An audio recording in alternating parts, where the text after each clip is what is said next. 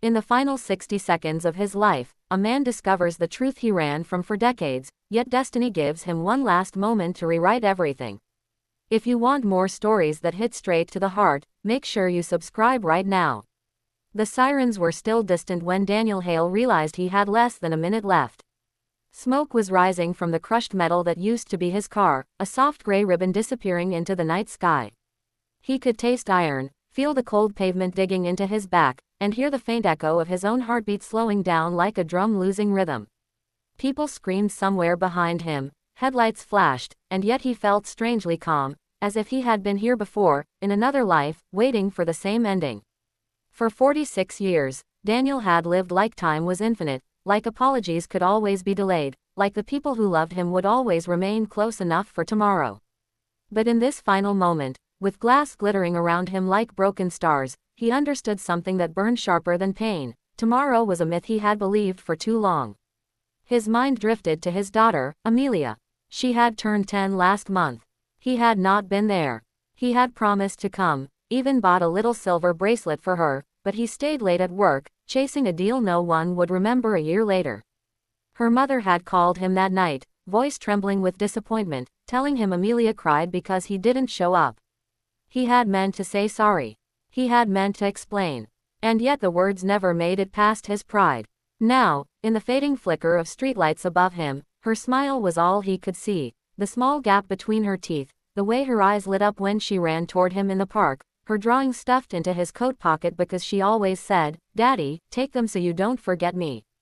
And he kept forgetting. "Sir, stay with me," a voice shouted. A pair of hands pressed against his shoulder, trying to keep him awake. A paramedic leaned over, face tense, eyes full of urgency. But Daniel wasn't looking at him. He was looking at the sky, remembering someone else, his brother, Michael. They hadn't spoken in 6 years, not since the argument that shattered their bond.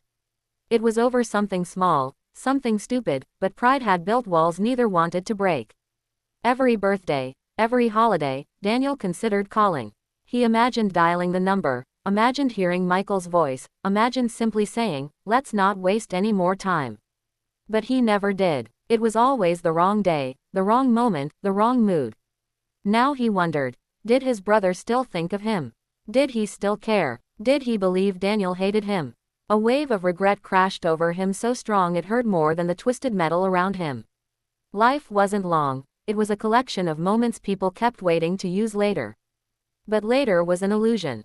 The paramedic's voice became sharper. "Sir, you need to stay with me. Look at me. Can you hear me?" Daniel blinked slowly. His voice came out thin, like a whisper slipping away.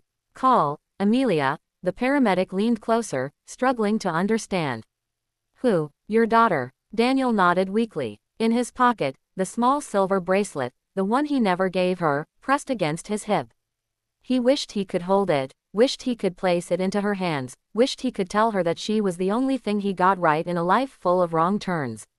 He wished he had given her more time. Everything blurred. Car horns, shouts, the cold, all of it dissolved into a soft, warm memory of the first time he held her.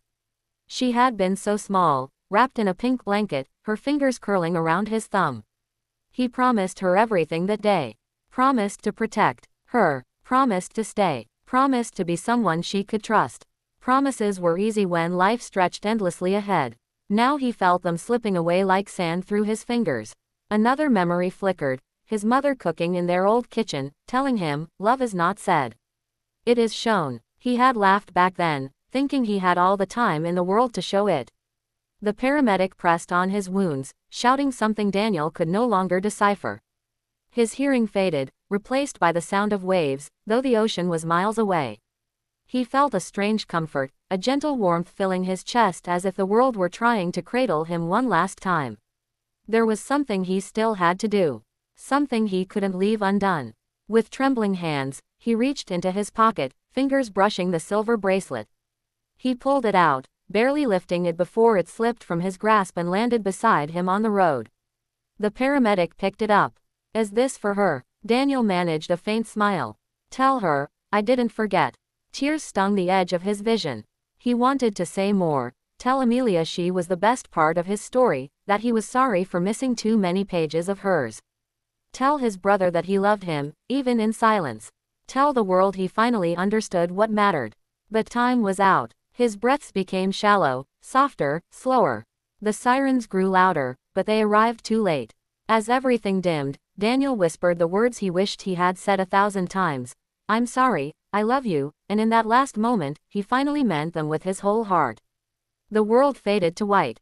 Life is short, and every moment counts. Don't wait until the last second to say what matters. If this story touched you, share it with someone you love right now, and subscribe for more stories that move your heart and awaken your soul.